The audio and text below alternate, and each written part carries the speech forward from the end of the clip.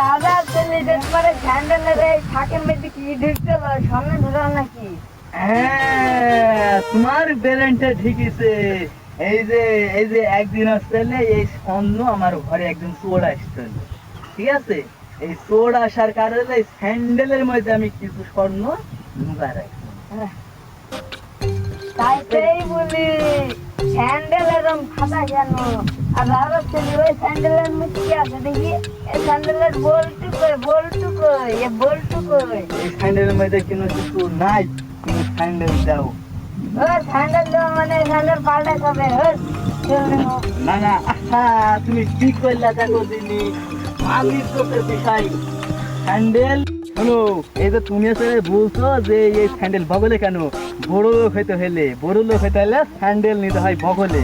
আর এই যে ছাতিটা দেখছো, ঠিক আছে? এই ছাতি ইন্ডিয়া থেকে আমি চেন্নাই গিয়েছিলাম। হ্যাঁ, এই চেন্নাই থেকে এই ছাতিটা নিয়ে আসা, ঠিক আছে? ছাত নিয়ে আসা, বুঝলা?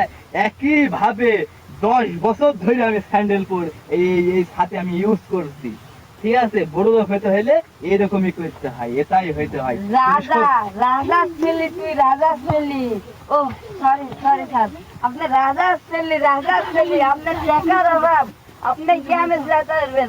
দেখেন তো আমি আমি এটা নিজে কয়টা কিনেছি জানেন? তোর বোকা, 2 নাম্বার ধনী হইতে হয়, 1 নম্বর ধনী। বাবু আপনার সাথে কথা বলাই আমার ভুল হয়ে আছে, আপনার পায়ে সালাম বাবু, আপনি যান যান। হ্যাঁ, রাজা ছেলে বলি কথা, যাও।